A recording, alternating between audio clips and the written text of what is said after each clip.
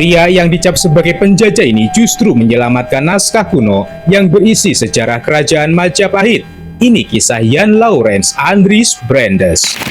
Jan Laurens Andries Brandes lahir di Belanda 13 Januari 1857, merupakan ahli bahasa kuno, penyusun kamus bahasa langka, dan kolektor barang kuno. Anak seorang pendeta ini pada tahun 1885 datang ke Batavia. Ia belajar bahasa Jawa, sejarah, dan barang-barang antik.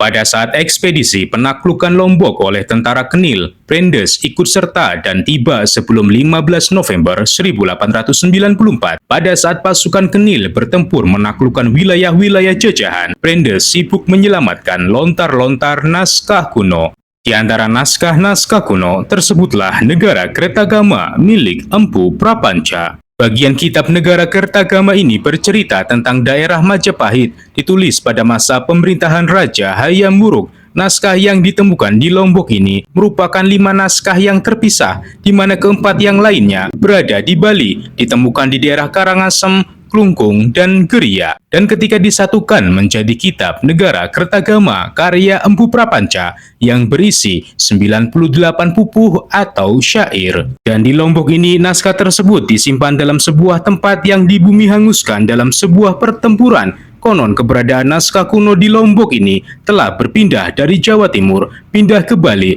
lalu berada di sebuah perpustakaan istana di Lombok, dibawa oleh seseorang. Pada saat penaklukan Lombok ini, tercatat Belanda menyita 230 kilo emas, 7.000 kilo perak, perhiasan, dan karya sastra. Naskah-naskah kuno tersebut kemudian dibawa ke Belanda dan menjadi koleksi perpustakaan Leiden. Hingga setelah Indonesia merdeka, tepatnya di tahun 1973, Ratu Juliana mengembalikan naskah Negara Kertagama dan sekarang disimpan di Perpustakaan Nasional Republik Indonesia. Brandes sendiri meninggal pada usia 48 tahun, tepatnya pada 26 Juni 1905 dan dimakamkan di Batavia pada saat menjabat sebagai Ketua Komisi Hindia Belanda Bidang Arkeologi Jawa Madura, cikal bakal Dinas Purbakala dan Pusat Penelitian Arkeologi di Indonesia.